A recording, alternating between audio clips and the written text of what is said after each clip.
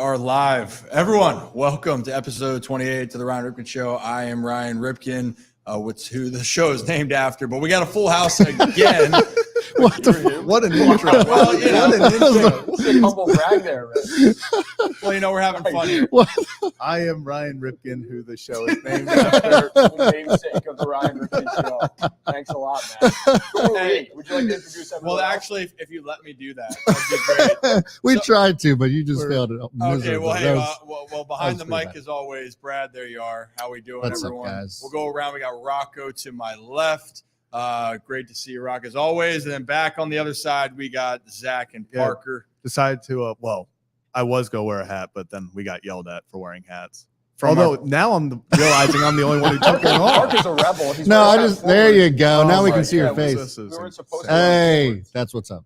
We can Yeah. do. You can do that. That's fine. Should we brought All it right. back? But can we hear Parker is the big question. What? Nope, because the mic's not facing. You can't hear me? Oh, now we Now can. we can. There we go. Is that better? Yes. There we go. Well, hey, On, mic up. Let's go, boys. We just need Parker to project. Is all we need. Yeah. We just need to- projecting. Well, on this side of the camera, we do not have a problem with projecting. Rocco and I are not afraid to speak up and loudly at all times. But hey, we got a lot going on in this show. A lot. A lot. We'll have our spicy topics. Obviously, there's a big game in Baltimore that has a lot of reaction, a lot of emotion, a lot of opinions. Go around the NFL wild week 10 as it was. But guys, I want to start this show off because if anyone doesn't know, I think you guys all know this. The Ryan Ripken Show has its first official sponsor of Let's the Ryan fucking Ripken go. Show. That is, there we go. There we go. Adams Jeep of Maryland, which proud to sponsor with them. They have been great. They're tremendous, have a lot more ideas and upcoming engagements with them. So stay tuned, but we wanted to share the good news. And the other sponsor of ours, which they've been day one, the Iron Rooster has a big announcement, Brad. They haven't announced it. We checked it yet, so we're not going to spoil the news. So those two for us, we're really excited. And we have a lot more planned, especially coming up for this Thursday, Brad. Yeah, I'm super pumped for Kyle, the owner of the Rooster, and I'm really looking forward to doing more stuff down there, down where the the next the next where I almost slipped up. But anyways, I'm super pumped to be a part of what the Iron Rooster is doing, and I won't ruin it all for Kyle. Yeah, well, we almost did. And they got I am not good at secrets, apparently. Yeah, well, we can tell, but they got a lot of great Rooster flavors. I haven't had the new one yet. Have you had the new one? Dude, the Reese's Pieces one. Oh, that's it. Yeah, first of all, I call Holy it shit! There's a Reese's Reese's stuffed Pieces Rooster I Tart? kind of mixed my stuff up there, but it's fantastic. Have you guys had it yet? No, I didn't Really? even know that existed. Really good, man. It's honestly, I've had a few of them. You brought a few to the station Oh, the one other night. ones? They were Oh, great. yeah. I haven't had the brown sugar yet, but the Reese's Oh. Pieces one is like that's a go-to. That's a must-have. So if you guys like peanut butter, definitely get it. Yeah. We're No. talking Pop-Tarts? Yeah, the They're Rooster Tarts. You ever? Rooster Rooster, Parker. Diamond Rooster. Wow. Yeah, that's yeah, huge. they're fantastic. They're really What's good. their Man. staple? Is it like strawberry? They do seasonal ones. So depending on what's going on, they actually do some work with foundations. So they did an OJ Rooster Tart with the OJ Brigance Foundation, and so that was one flavor. They done a strawberry cheesecake. They have the Reese's one that came out, the brown sugar.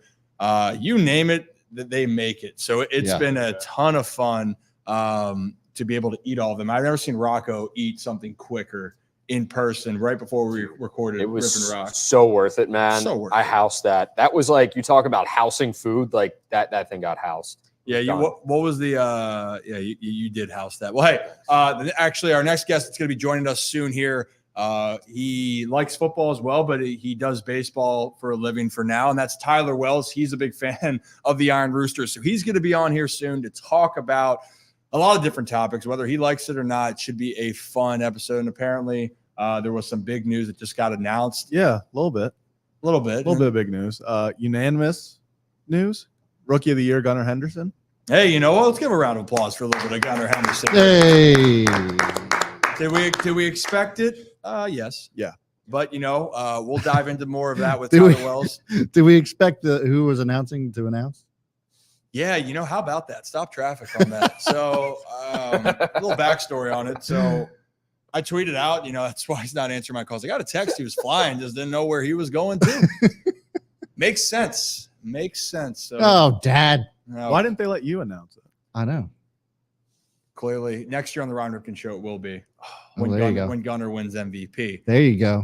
So we're going to start off with our spicy topics here as we continue to get this night up and rolling, guys. And hey, what's spicy here actually, because we wanted to incorporate. We don't want to forget about this Bills game because it's going to start here. Bills Broncos, Like an hour. Yeah. So Zach, I think we have what's spicy for us is Little parlay a action. little spicy parlay for the boys. Yeah, you're going more bold than I am. I'm going Dalton Kincaid 40 yards throughout the game. You're a little bold though. Yeah. Okay. I'm going. My spicy one is I'm taking the under and the Buffalo Bills. And I'm going to take it. I got some points there. I'll do under 47.5 Buffalo -3. I think they should win the game. Should be a fun game. I don't even know what's going to happen. Maybe it's upsets galore. Maybe maybe Russ is back. No. I think No. in last episode, my dog of the week was the Broncos. Well, I guess we're going to find out here Yeah. soon enough if they can pull it off. A weird week in the NFL, to say the least. A lot of walk-offs. A lot of teams are winning on the road. Obviously, the road team came to Baltimore and shocked the Ravens. We'll get into that. Any other spiciness tonight? Maybe Stephon Diggs 2 touchdowns? I like that. Why don't we sprinkle in, just because I need it for my fantasy team, Josh Allen, 2+ passing touchdowns and a rushing touchdown as well. I think that hits. Talk about spicy. Yeah. Rocco wants really to think go that's Dalton spicy. Kincaid last touchdown. I just said that because the odds would be absurd. yeah, but that'd be fun. So you- What if it happens? That's just not. Don't take betting advice from me ever. Just No. if that yeah. happens, that would Not good. be. I'll be really impressed. Yeah, All right, you know, well, I took fantasy advice from Zach this weekend. How'd that go? It went terribly. Well, who did I tell you to start? Shaheed over Wow. Keaton Mitchell. How'd the defensive advice I gave you go? It went shit too. Oh, I'm sorry. I thought it went fantastic. Well, I Raiders was did sure. okay. Yeah, but the Carolina defense went bananas Okay. Oh. on I the thought it- Bears. Yeah. Sorry. Hey, it's all right. Hey, the Bears. The Bears were a solid 7 My points. bad. That's all good. You know, my thinking was Mitchell was only going to get, a few carries. Didn't think he was going to make that much of it. He went out there and did his thing. So I'll wear that one, especially as a Keaton Mitchell guy. For me, not to pick Keaton Mitchell's kind of surprising. Honestly, I was on the same wavelength as you. I was Yeah. like, he tweaked the hammy, and then like they just designated him as active, and I was like, they'll just put him on a pitch count. Yeah, Maybe I'll be better off with Shaheed, and Shaheed didn't do shit. It was a bold strategy, Cod, and it did not pay off, as we No. learned in dodgeball. It usually paid off. It did not in this case for the movie. But hey, you know what else is spicy? Speaking of, you put them in your fantasy lineup, or you're just riding what they're selling over there. Josh Dobbs balled out for the Minnesota Vikings. Yeah. Balled out. They got another victory. I believe that's the Vikings' 5th victory in a row. Yeah. 5th victory in a row. And it's not a coincidence, guys, that the music that they are playing in the clubhouse is Creed. It's not a coincidence that the Texas Rangers won the World Series, and now the Minnesota Vikings continue to win games once Creed's in the locker room. Call me crazy, or call me that this might be what every team is missing if you're in a slump. Just a little bit of Creed. Can we get Josh Dobbs' the TikTok he posted? Can we get that? Yeah, it's up here. Here you guys go. Oh, play it. Oh, play it. No way. Is he gonna do it? Yes. Can you take me higher to a place where blind men see? First of all, who was singing there? Because That's that guy was Yeah. that guy was cranking it out. I've seen that guy do videos like that before, and they're hilarious. Oh Got my a great God. voice. Yeah, He's incredible. fantastic though. He certainly can sing it, and Dobbs and the Yeah. Vikings are slinging it. Yeah. I mean, again, you could how about that right How about there? that? But Josh Dobbs, That was a good one. That was- Josh Dobbs again balled out in a big way for the Minnesota Vikings. He's going to make himself a lot of money this offseason, proving Oh yeah. that he can be a starting type of quarterback in the NFL. Vikings are right back in this race now, by the way. 100%. And maybe it's just the right circumstances, the right time, or maybe the fact that they believe in something else that you just can't explain, and that belief is Creed. You think there's a little bit of a fire under his rear end after Gannon looked him in the eye and told him that he wasn't going to get traded at the deadline, and then they shipped him to Minnesota? That was a Because wild story. I think there is. I think there's a chip on his shoulder. And let's not forget, this dude is a genius. I mean, aerospace engineer, works on rockets. He went to space camp in Huntsville, Alabama. Shout out to the Space and Rocket Center down there. But he is a smart dude, and he can play football. I mean, he was great at Tennessee. I'm glad he's having a successful NFL career for the most part, because everyone thought, okay, he's going to be a full-time backup. Yeah. Just he's going to be the guy you kind of plug and play, and that's going to kind of be it. But Josh Dobbs is doing a great job. I love what I'm seeing with him in Minnesota. It's great to see.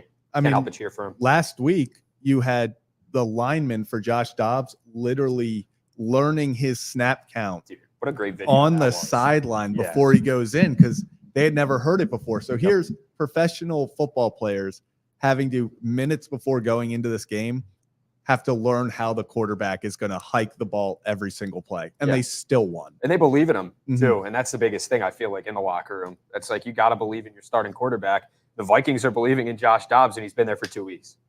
I mean, everything is starting to change. I think what you love of the story is journeyman. He stayed around. He stayed in the fight. He kept grinding his ass off. He started that game for the Titans last year at the end of the season when they played the Jags. All hope was kind of lost. They kept him in the game, almost pulled it off. Crazy shit happens. He goes to Arizona. Obviously, Arizona doesn't have the results. You keep grinding. You keep working. And, hey, now you're on a team that it has playoff aspirations. Mm-hmm. And, dude, you're playing yourself into a big-time contract. Yeah. And Creed is definitely helping with all that. I'm a huge believer in that. I'm, sad that this is actually a thing. Well, why don't we ask, you want to ask our guests what we think about this because I don't think it's a coincidence. I really don't. That's because you play baseball, and the superstitions in baseball are absolutely ridiculous. Yeah, let's go ahead and bring him on. All right, so we'll bring it on. So our guest now, he likes other sports. He, I think, was currently Christmas decorating shopping today, but he also does baseball for a living. So can we get our friend here, Tyler Wells, in? Hey, there he is. Hey, what's up, guys? Tyler, what's up, man? Oh, as you just said, finished Christmas decorating shopping, and I couldn't put up Christmas lights, so I put a little projector in the front yard just now. So we're all set. We're in the festive mood. Well, that I can hear the enthusiasm. Hold on, Tyler. Is there a date for you that it's like way too early to put up Christmas decorations? Because for me, I feel like it's always like after Thanksgiving. Once Santa comes down the parade, that's when it's like, all right, it's Christmas season. But I feel as if Thanksgiving just gets blown over with all the Christmas decorations beforehand. What say you? It's not really up to me. That's not the right answer. No, it's a safe space. That's the right answer. That's the right answer. It really isn't though. It's not up to me. My fiance, she loves Christmas. I love Christmas. It's our favorite holiday.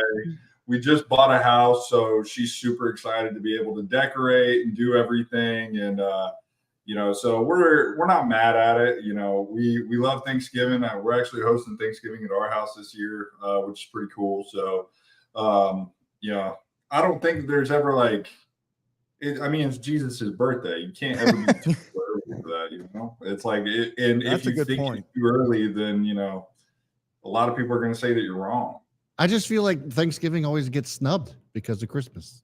It does. You don't put up Thanksgiving decorations. Yeah. It's Well, and it's two different types of people. It's either, hey, we need to get through Thanksgiving and then we'll put up the decorations, or as soon as Halloween ends, those things are going up. That's what happened. Jamie came back from Pittsburgh with her mom. I'm up here, doing some work, and whammy, 'tis the season. Do you hear what I hear? Or Mariah Santa Carey's getting that check, baby. Yeah, oh yeah.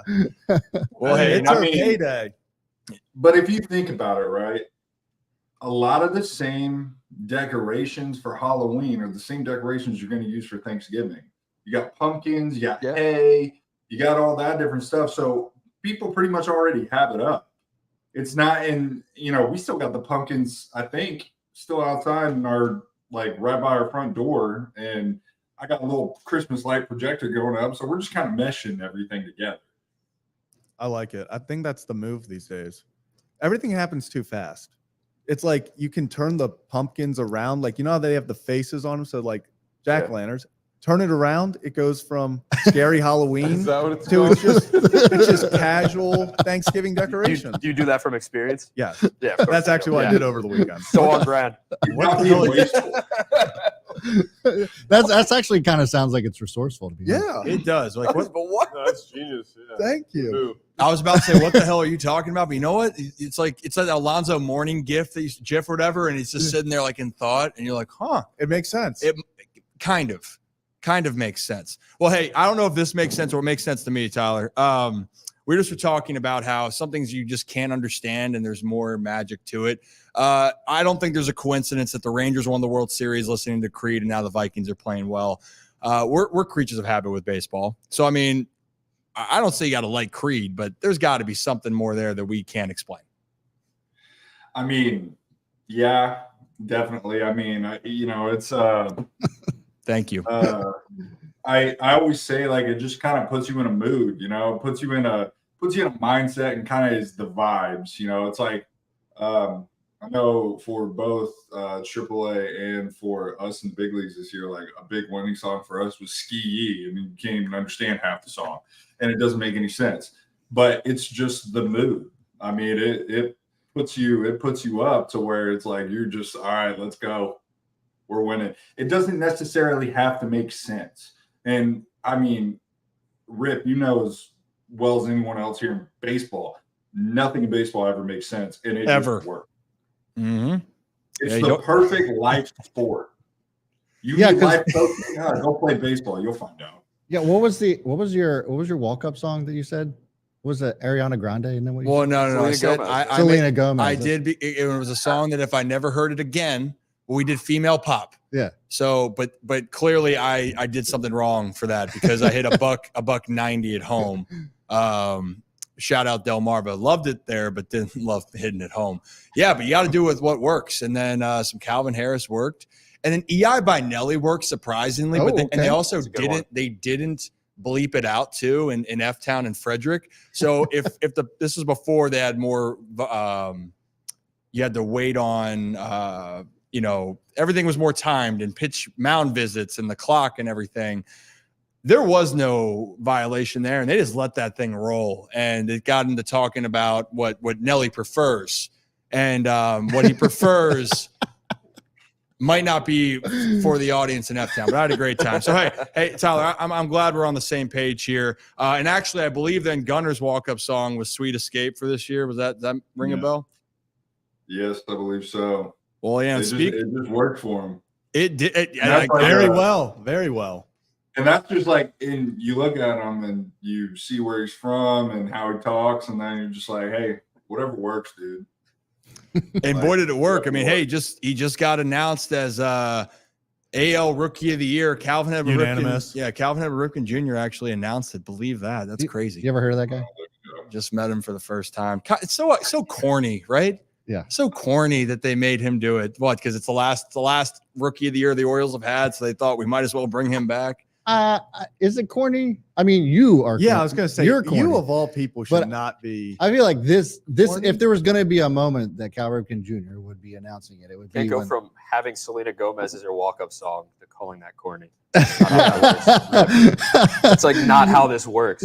All right. Well, you guys can shut the F up here. And Tyler, so hey, talk to us, Gunner. And we all thought it was. You got to see him up close and personal. It was going to happen.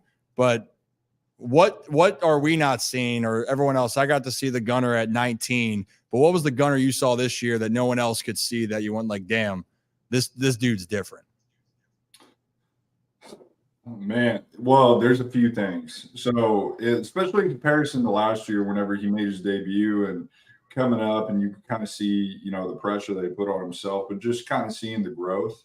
Honestly, I don't think a lot of people saw that because, especially earlier in the year when he was struggling a little bit, like, everyone could see the frustration for him, and he holds himself to an unbelievably high standard. And, I can appreciate that because I do the same thing, and I think all of us do.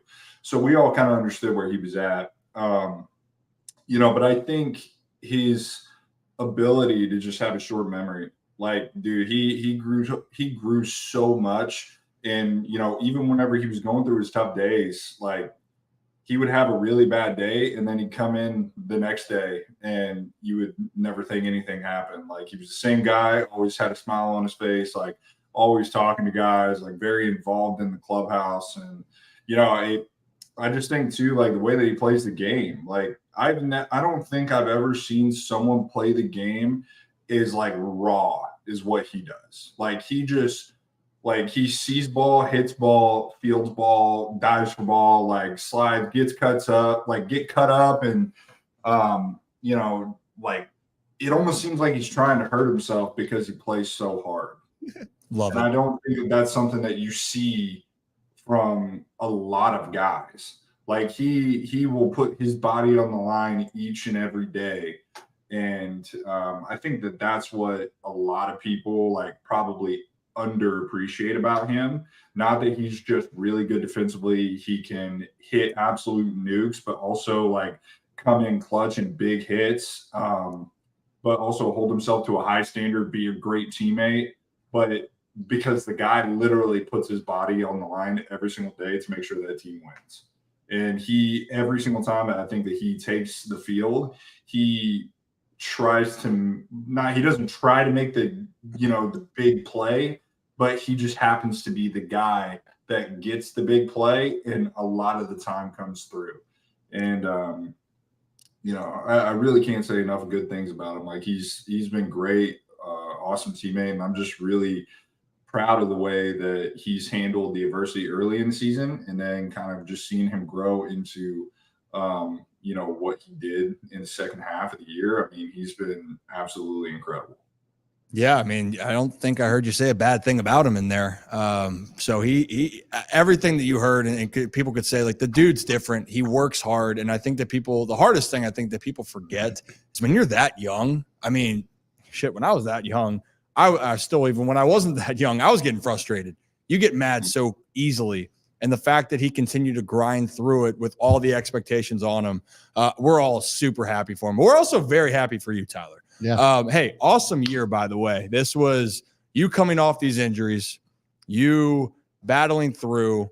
I remember talking to you in spring training, and you're trying to figure out if you're going to be in the rotation, if I'm not even mistaken.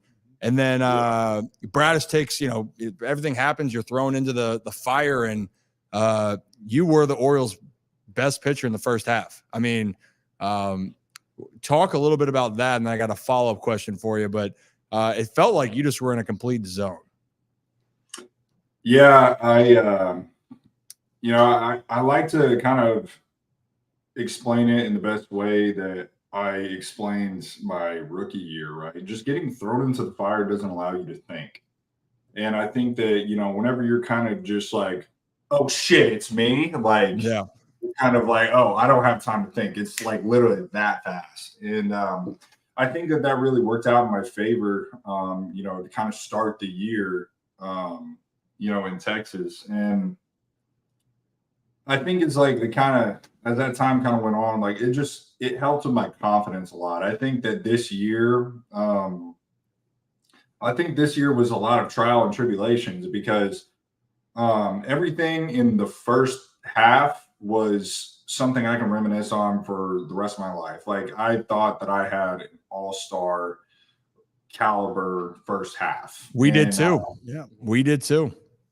And it sucked a little bit, not to get, that nod, but you just move on from it, right? And that's exactly what I did. But I will always say this too, that taking time off, especially like during the all-star break, like that's hard. It does suck because I think I've had probably 10 days in between my outings, and that isn't easy to do. It's not. I think that you can talk to a lot of guys and it'll be the same thing. And so, especially too, like not kind of like pitching as many innings as I did in the first half, which was top to what I did the year before. Just in one half, I kind of got to a point where like that 10 days really just kind of allowed a little bit of fatigue to set in, but also too, like just a couple of mechanical things I was kind of out of whack with.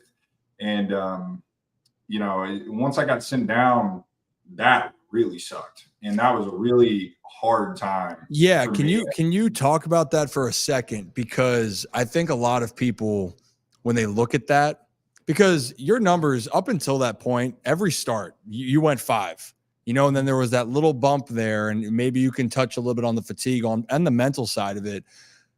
I mean, if we're just being honest here, you just kind of like shit. Like it can be a little bit not demoralizing, but the team's playing well. You've had a great year, and then all of a sudden, for these 3-week period, you did something you hadn't done all season. Can you just talk a little bit about the mental side of that? Just the I don't want to say the struggle of it, but I mean fact to the better word, struggle of it.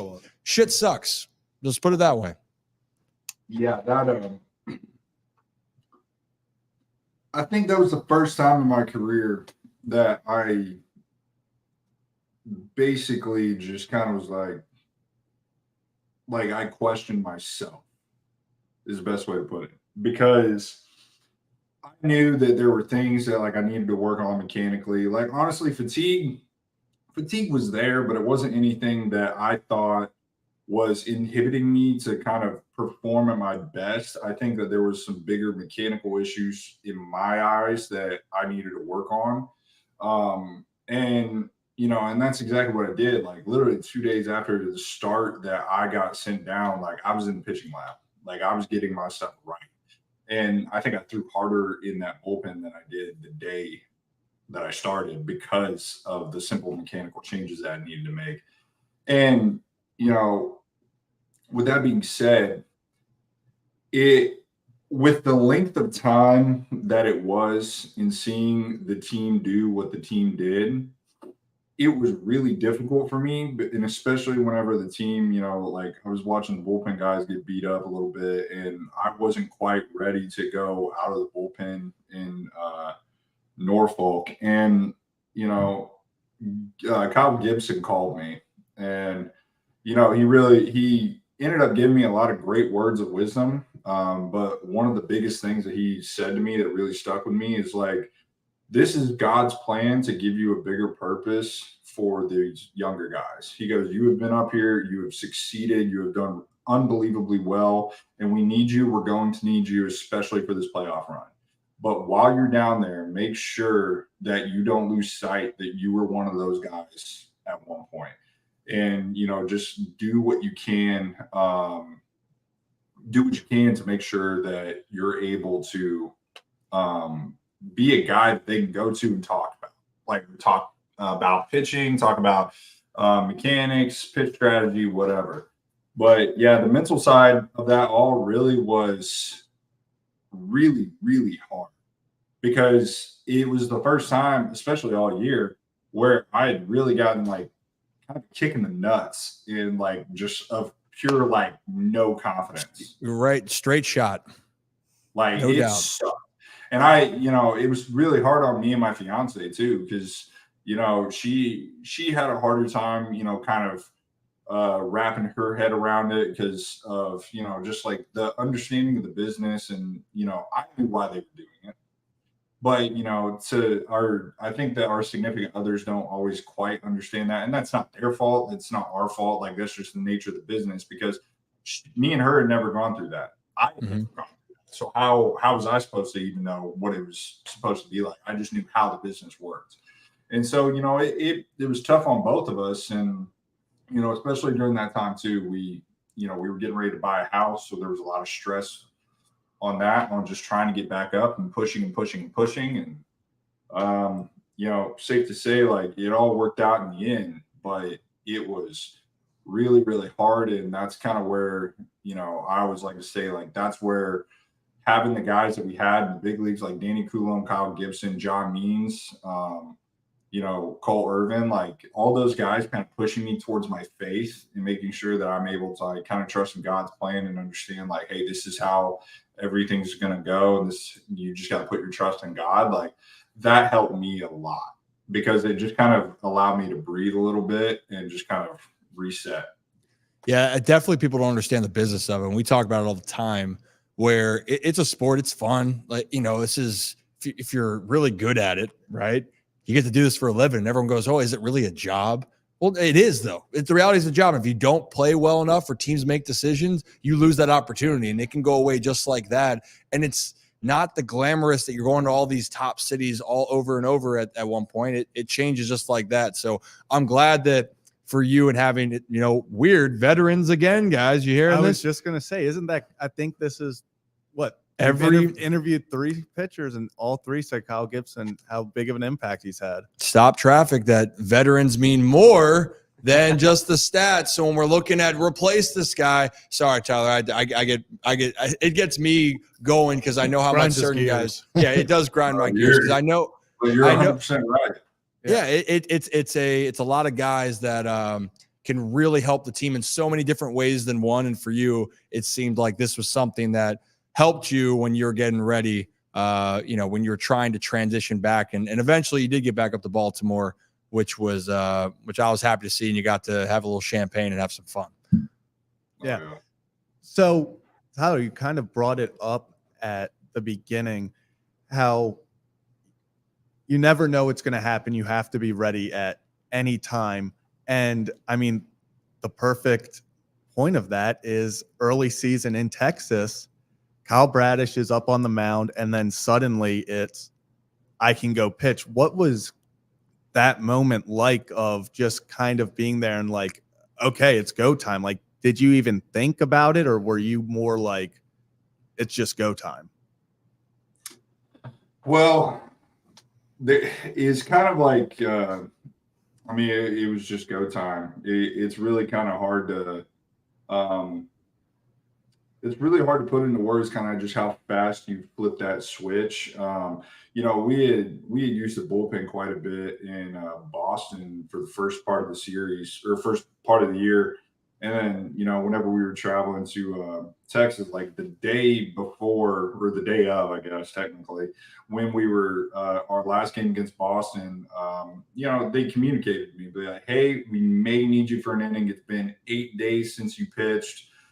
So if you could throw an inning, would you still be able to start on that given day? I was like, yeah, no problem. So I was prepared to possibly go into the game, but they were like, hey, just chill for right now. Like, we're just gonna, use you in the most absolute emergency as possible. I'm like, okay, cool. And luckily we didn't need to use me and whatnot. So then whenever Bradish, that whole situation kind of happened in I think it was the second inning, like I told him, I was like, yo, like, let me go. Like, I'm ready to go. If you can make it happen to where like we can figure it all out, like I'm there. And so we were all chilling, and Hyder was like, hey, we need you. I was like, okay. Went in, did a quick warm up, went out to the bullpen, got ready, and then it's like snapping my fingers, I was in the game and just ready to go. And that's how it works. You can't. I think that part of it is just being the team player. Like you gotta be able to give yourself to the team. And I think this is kind of how you were describing, Rip, like your opportunity to be taken away from you like that. And these are times where it's like anytime that you get the opportunity to pitch, like you take it. And that's how I am out of the bullpen too. Like anytime that my name's called, like I'm always going to answer that phone if I'm able to pitch. Like I'm always going to be able to throw as long as my arm is probably attached to my body. Like I will always try to do that. And I think that and it's not because I'm of job security, but it's because I want to be a part of every single game and make an impact, whether I'm in the dugout or whether I'm in the bullpen, whether I'm starting, whatever it is. Like, I think that we miss a lot of like why we're there. And honestly, like I just love competing. I'm going out there to win a championship with my team. And, I'm willing to pick those guys up that, might be, struggling that day. It's very much like I try to take the military, attitude towards it, because I've always loved Navy SEALs. I've always loved Army Rangers. Like I've always been a big fan of like just kind of how they're like, this is my responsibility, even if it isn't my responsibility.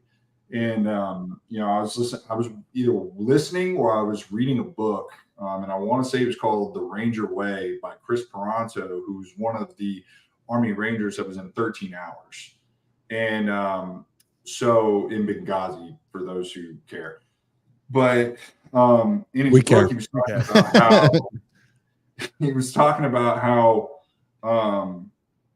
you know, he would pick up his guy's rucksack that was falling behind, and those things are 50 pounds a piece, and he would carry it for him so that way the guy could keep up with the rest of the squad. And like just being able to do that allowed him to graduate Ranger School, and you know, it made Chris Peranto also better because now you're building camaraderie amongst your team, and you're able to. They're going to do the same thing for you when they get the opportunity. Like that's how I try to kind of approach baseball. I try to approach life. It's like, look, like I'm going to pick you up whenever you need me, but like if I need you to pick me up, like I hope that you're also there. Yeah, I think that's actually kind of brings me to my next point, Tyler. And you might have kind of already answered this a little bit, which by the way, that was great. I love that perspective. But for me, like, you know, and facing that adversity, you saw how, you know, you went from being starting pitcher, going back to the bullpen and what have you. So like, how much of an adjustment was that going from being a starter into the bullpen? Did you carry that mentality with you when you had to make that shift? You know, where do you see yourself next season as far as that's concerned?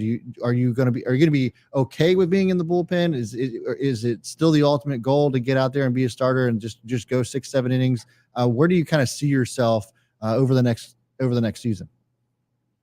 Well, I mean, it's easy to sit there and be like, oh, there's a huge difference, you know, in starting and being in the bullpen and stuff.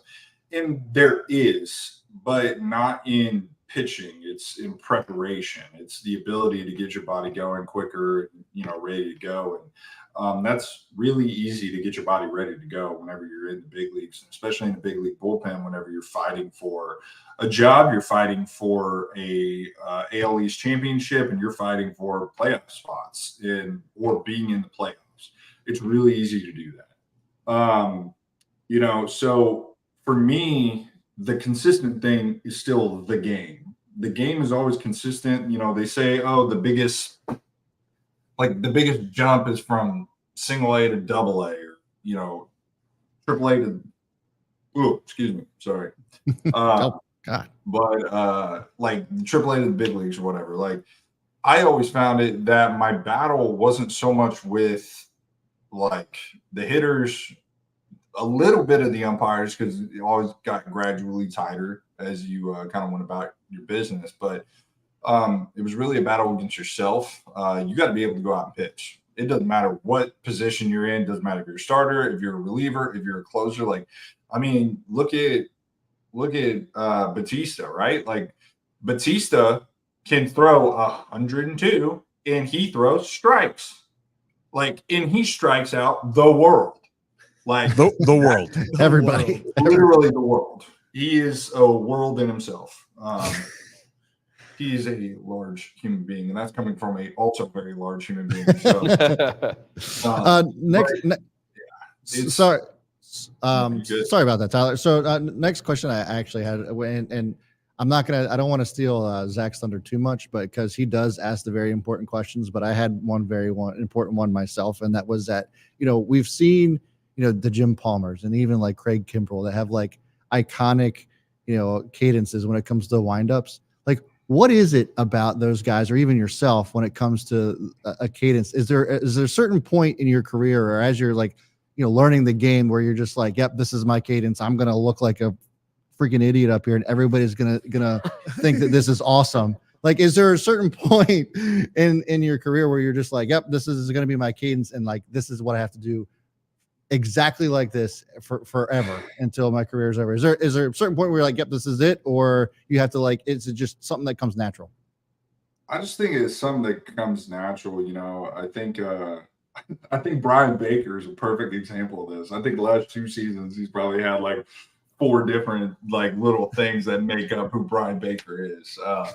You know, I just think that it kind of comes natural and kind of whatever works for you. And then if that is your thing, like, you know, Liam Hendricks, like I look at him and I'm like, does he really want to scream that much every single time? It's like, yes, he just does it. Like, yes, that's exactly what he does. But like, you look at Batista, like Batista's cadence is the same way that he is when he's in the clubhouse. He's just like, he's chill.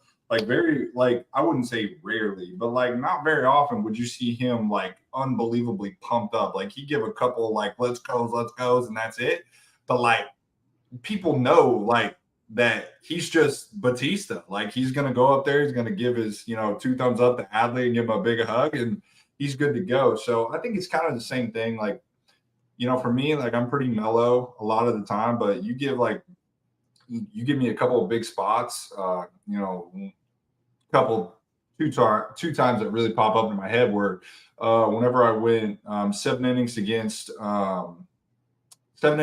Pittsburgh, and Santander made that run saving catch in the outfield, like up against the wall, and I was pumped up then, like I was going nuts because like to me that was a big moment, and 7 shutout was like that was my new limit or where I was at. But then obviously like whatever I was able to close out the game to clinch the AL East, like that was another one where you just absolutely let every single bit of energy out, and I couldn't speak for like a week after that because I was yelling so loud. And so that's why like you won't hear me scream a lot, because once I start screaming, like I can't talk. Perfect. I love. You know what? He's good at it. Tyler's a screamer. He's a screamer. You heard it here first. Tyler's a screamer. I can't talk. You know why?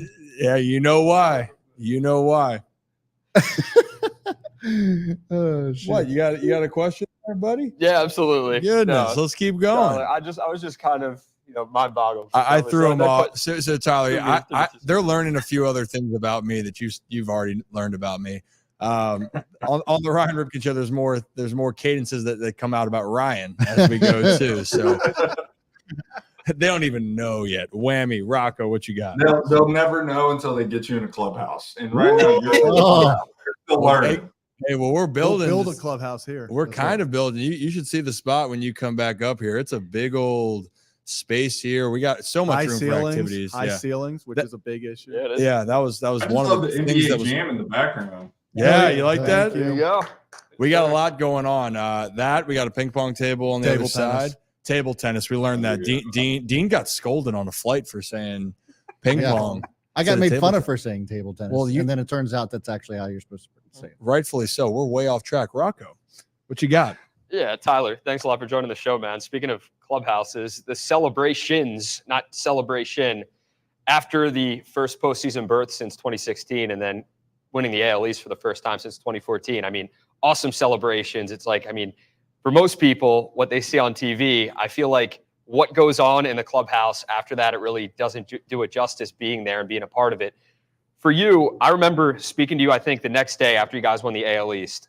First of all, can you just take us through the conversation you had with John Means? Because for you guys especially, guys that hadn't been there before and many players on the roster hadn't been, that was something special to be able to do that and just enjoy that moment. And second of all, I think it's hilarious when we see the next day after a celebration that guys are, quote unquote, under the weather.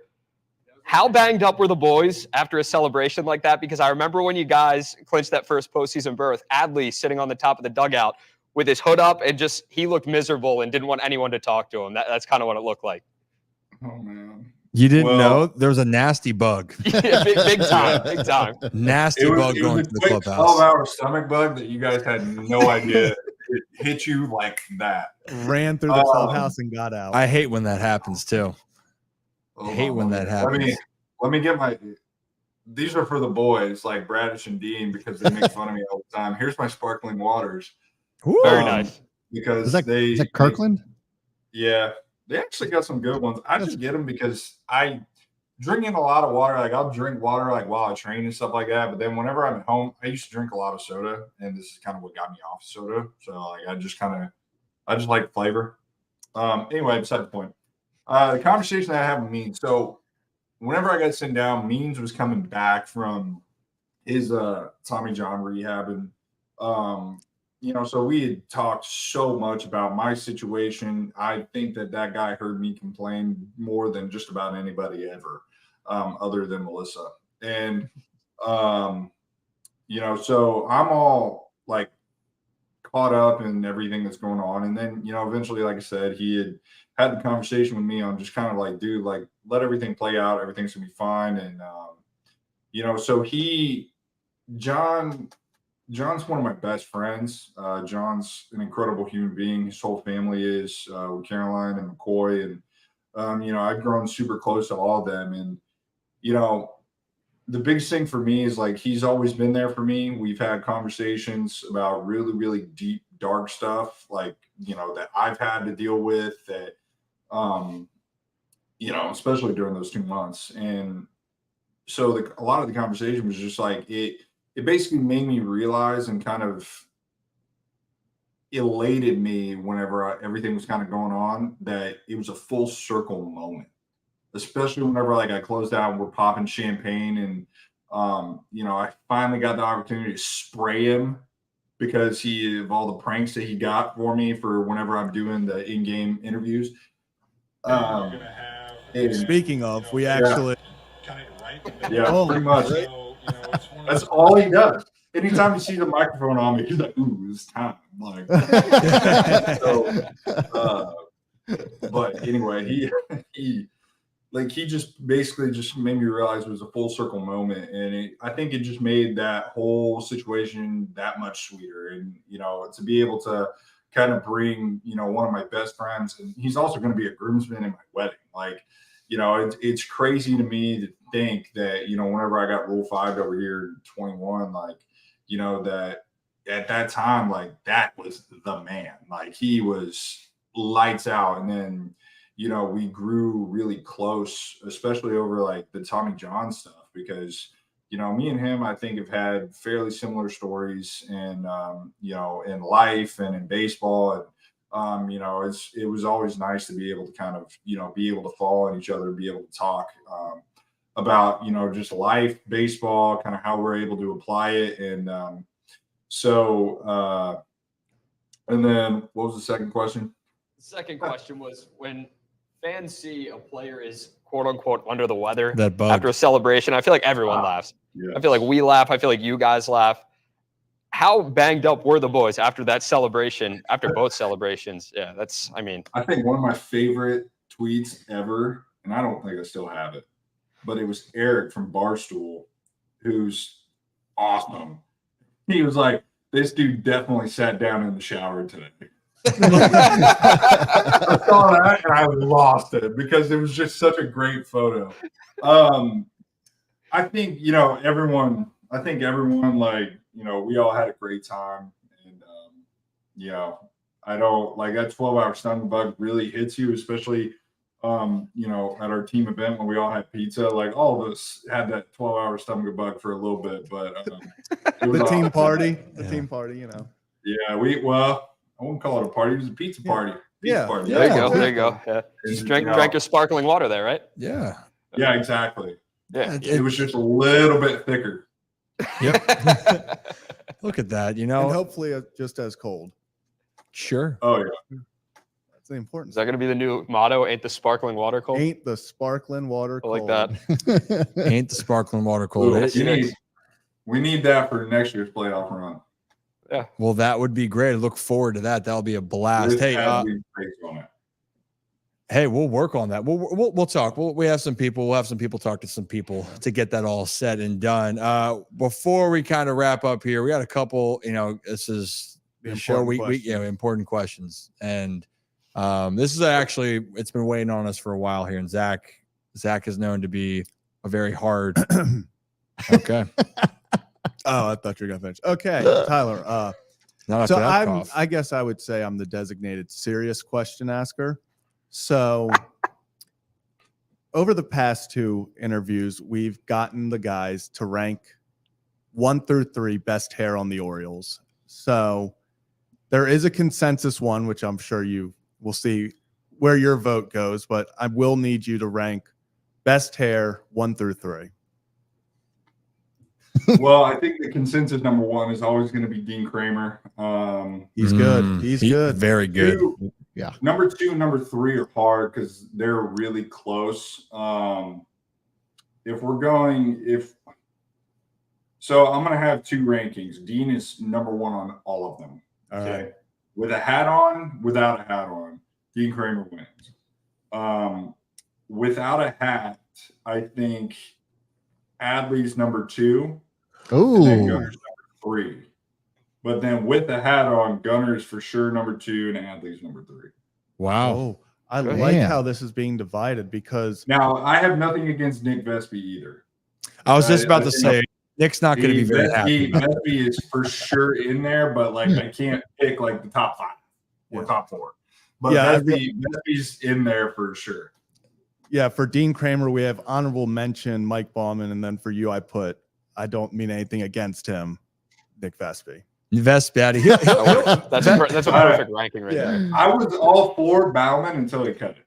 yeah, Michael, That made Big me Mike. mad. Bauman. He showed up, and I was like, dude, come on. He's still a good kid. You know, he's trying to find his way with it. He got a little It's red. getting there. It's getting there. I saw him Yeah. this morning. It's getting there.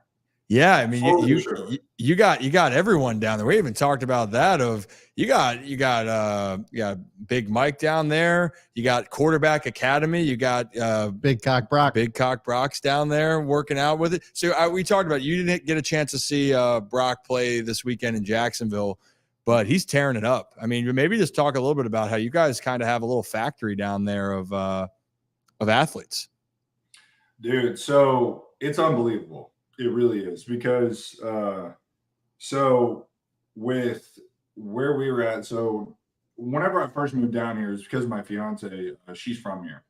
And so I talked to Mike naturally because he went to JU, Hayes went to JU, and so they were familiar with the area. And Mike lived down here, trained down here, so he got me introduced to the guys over at Torque Sports Performance. And so for me, like I was like, okay, I don't really know what I'm getting myself into, and it's like it was impressive on the knowledge that they had. And specifically, like Tom and AJ are both the guys that run it. And, Tom and AJ both, like, they practice what they preach. Like, everything that they do is, very detailed, very scientific based, Tom is a physical therapist. And so, like, a lot of his stuff is taken from a physical therapy perspective. And he loves rotational athletes. And Mike's, been a client with them for a long time. So they've developed a really good relationship, and now we're all super close. Oh, excuse me again. Goodness, it's sparkling water. Sparkling water. I know. A little carbonation. It's a blessing and a curse, sparkling water. It really is. It really is. But so my second off season, we got Brock he came in and he was doing his draft combine prep stuff with us, and like we just found out he's a great dude. Like I think that he was like one of the most chill football players we'd ever met, because he honestly kind of took like more of the like baseball mentality into football, which I thought was really cool. And like, he was very like chill with the guys, and like just very personable, and just a great individual. And so when we all got to see him drafted, regardless of whether he was Mr. Irrelevant or not, like that was great for us because we knew the kind of human being that he was. So then for like, and the next year after Brock had done everything that Brock did in his rookie year and just absolutely crushed it, we got to go, we got Anthony Richardson came down and trained with us. And I mean, I'm talking like this dude is the best specimen of a human body that can do sports that I've ever seen in my life. Like explosive, strong, like just did stuff that you were like, how do you even do that? Like, and also an incredible human being, like just super generous with his time, like super relaxed, super cool, like in everything that he was doing, like he wanted to do for his family, for like his faith, and like he was just a crazy, like good individual as well. So as you can see the theme there, like the thing that we love is like good individuals, but like we love training guys and helping them get better. And we got a really good group of baseball guys down here. One of the guys just made his debut this year. I got to see Brock while we were in San Francisco. And, so that was great. So I didn't get to miss him this year, but I did miss this trip up here, unfortunately. But according to Tom, he was saying that it was pretty miserable because it was cold and wet the entire time. But I was like, it's really not that bad. But I've got a few other football friends too that I've gotten introduced to. Quite a few of the Baltimore Raven guys. So Nick Moore, friend of the show, friend of the program. Yeah, he's talking about good dude. He's great dude. Awesome. And I actually need to FaceTime him and see how he's doing because you need to work on that skill set. Texting people back, and hanging out. Just mess with. Well, so this is the worst part for me is like whenever I see 100 text messages on my phone, I'm like, I don't want to I can't. Oh, I can't get on you that much. Yeah. Huh? I can't get on you because I have 898 unread text messages right now, so I can't. Hey, you're doing big things. Here's one thing that I want to comment on what Tyler just said was. I don't know him. I don't think Ryan has that many friends, but either way, what I wanted to say is that Brock. You mentioned that Brock was talking about tying it all back to baseball. It's so crazy. Like we heard from CJ Stroud talking about how everybody wants to be a baseball player, and then Dean Kramer backed that up, and now we have Tyler saying that Brock was also had the baseball vibe. Yeah. And it's just interesting. I mean, is baseball really coming back? I mean, look, Never left. Hey, Nick Moore. No, Nick Moore was a baseball player, played in the minor leagues with the Red Sox. Right. Yeah. So that's what I'm saying. Just kind of like it's one of those things where baseball, it kind of like had this lull period, right? I guess maybe it was, I don't know what it was, but it really feels like, especially this last year with the rule changes and all, that it was back this year. Back more than it ever has been. Hey, baseball's on the way back, and actually, hopefully, it continues this way. And Nick Moore, though, it is cool hearing the stories with it. Unfortunately, with Nick, he's out for the season, Achilles tear, and unfortunately, Tyler, one of those starts that you didn't do well, we'll take blame for that. Nick and I came to the game against the Dodgers. Might have jinxed you. My bad. Yeah, he told me that, and I got to see him down there. I think after the game. Yeah. And like we got because he knows Mookie Betts. Yeah, Mookie and him are boys. Actually, Mookie's like roommate in like Lowe or something like that. Yeah. So, small world. He said, have you golfed with him? I haven't yet. I know he's unbelievable. Dude, me and him. Nick Moore. Oh, I was like, isn't me Mookie and good him at have that? like this thing where we just try and hit it about as far as we possibly can. Sounds about right.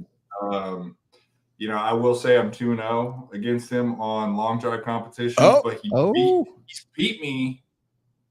I think he's beat me twice by like 2 strokes, maybe. So it's like he's solid. But like I also got to meet through him. I got to meet Jordan Stout, the punter, and then like the center Tyler Linderbaum. And both of them like are also great dudes. Like that's the funny part is like you just sit there and you meet all these guys, and like we're all just big children. And it's great. You're not wrong about that. That's a great way to describe us. In general, it's felt like, especially for you, that's how I felt. And you just lounging on my couch. We ate everything the night you were over on the couch. We had pizza. We had sushi. And crush it. We crushed it. And the Jacks came back and beat the Chargers in the playoff game. That was great. And Staley's still the head coach, but that's for a different topic. Hey, before we get you out of here, I think. I love the fact right here. Dog Training Plus, thank you. You all are a bunch of good kids, though, by the way. I'm going to get to his question. Yes, we are. Rocco, you're getting there. But, hey, the question we wanted to get to, Thanks. Tyler, if you had to build an offensive line for a team with the starters or relievers, who would be a part of it? Again, hard-hitting questions here. Ooh, man. Well, we'll put that back up.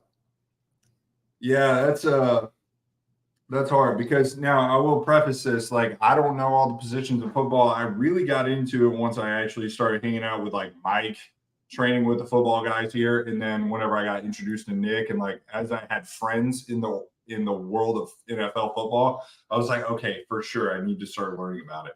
But as far as big human beings go, I would probably put I think. Got to be Bautistas. Yeah. Got to be. Yeah, but I don't think you put him at tackle though. I don't know Yes, about you his lateral can. quickness Oh, on the this is outside. I think I would put Batista at center. Yeah, that's what I was thinking. Like, he's just got the long arms, can grab anyone. Like doesn't really need to move, but the crouching part is a really hard part for him because he's so tall. But I think I would probably. I kind of want to go Corbin Burns in one of those. I think Ooh. Corbin Burns. Are we doing all MLB or are we doing just the Warriors? You can take it however you want at this point. All right. So, well, obviously, if you're going to do just the Orioles, it would be me, Batista, Baker, Irvin. And then I would probably throw Adley in there. No Cano. I think Cano's more of a, I don't know. If you want to throw him on tight end, for sure. Does Big Mike not fit in there? Huh? Does Big Mike go in there somewhere? Yeah, Big Mike would too. Because I'm trying to go through all the guys that are just tall and broad. Just big. And Big Mike definitely fits that mold. So okay, let me rephrase that here. We're gonna go me, Batista, Baker, Bauman, and then how many are on the line? 5. Yeah, 6, 5. You know what though? Low key, McCann. I can see That's that. fair. Yeah, I can see that. Dude, I McCann is a tank. And when you watch him run down the bases next season, just think a freaking unit just charging at you, and it's just pure power.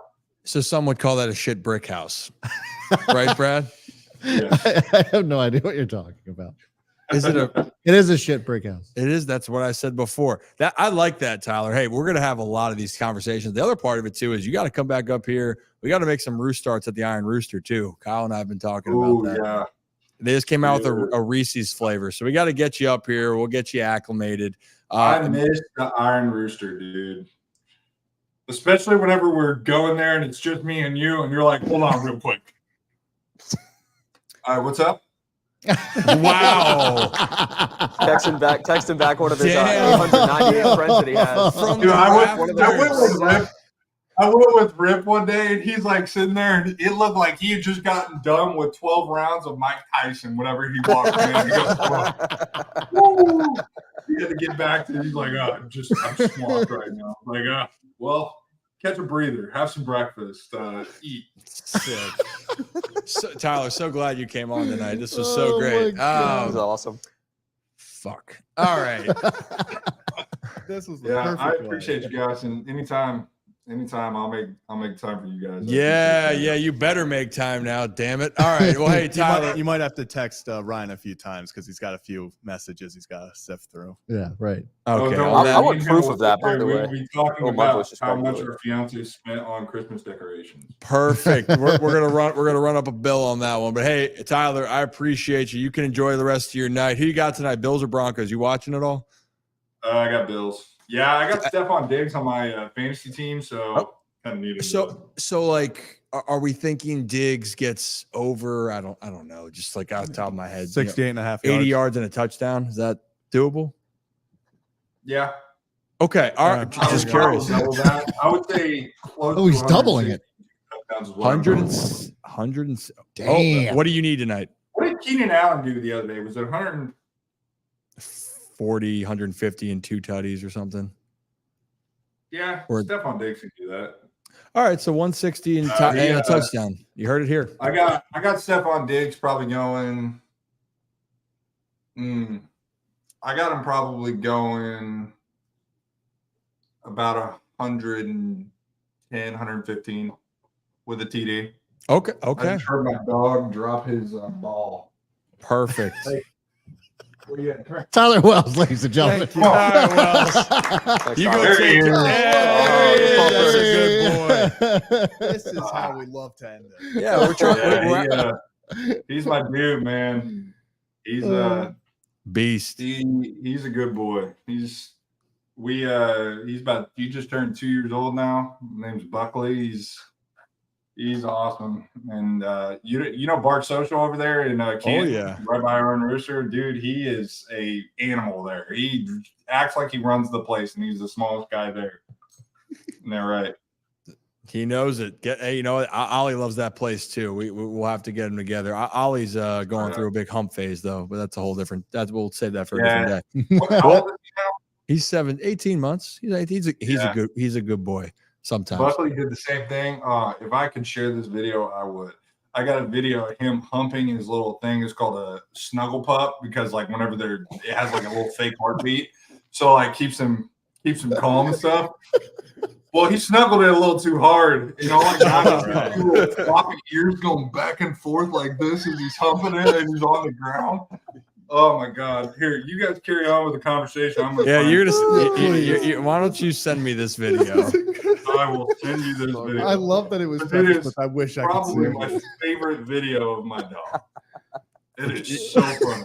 It's a proud father moment right there. Let me show you my favorite. They good form. Good. Hey, all right. You know what? We're off traffic. We got to get going with it. Hey, Tyler, send me that video. You're gonna come back on here. We're gonna do this again. Yeah. Actually, might be coming down for the Jacksonville game. We'll talk about that too. All right. Hey, you let me know. I'll see you at Big Mike's wedding.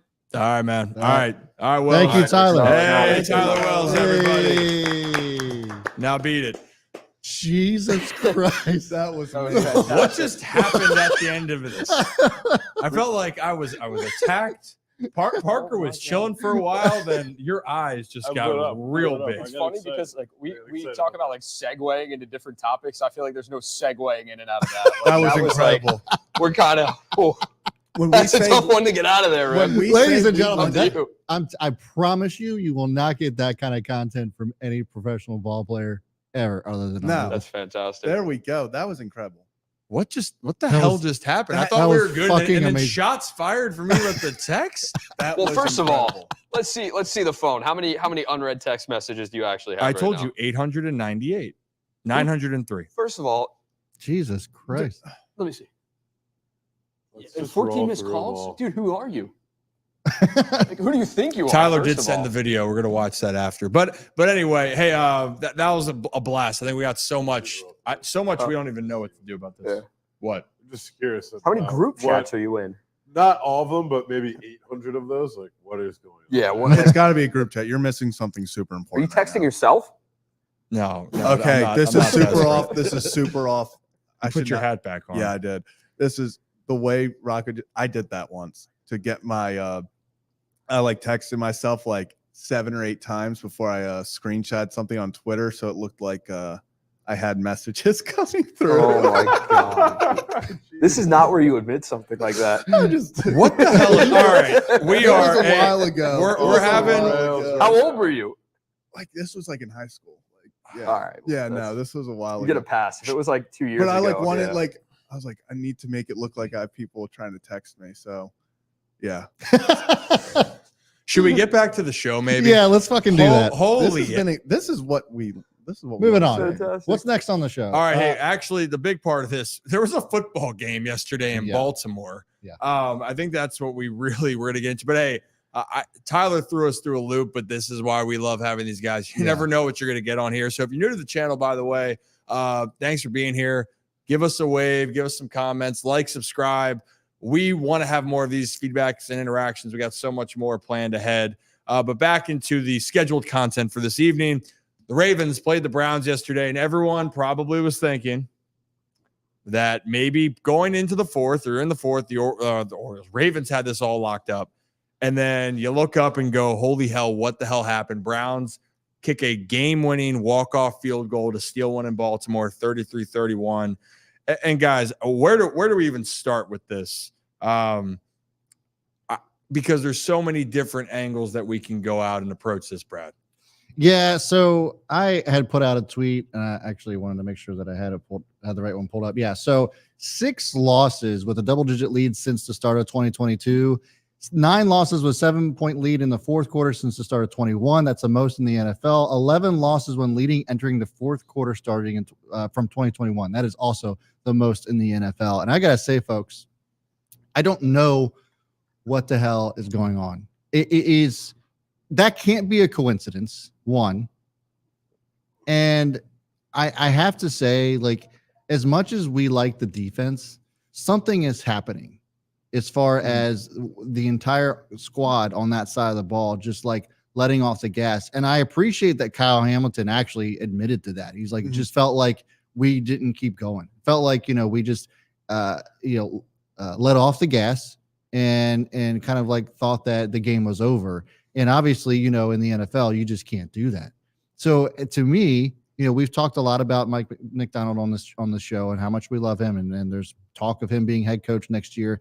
I've hesitated on this because of this fact. And actually, when we had that conversation, I brought this up, and that was two blown games ago. So like for me, it's like, I look back to what happened Miami last year, with the Bills last year, and now what's going on this year. This is a trend, in my opinion. And it's not just, hey, it's just this one guy. It's not just Lamar Jackson. This feels like a coaching problem. What say you, gentlemen?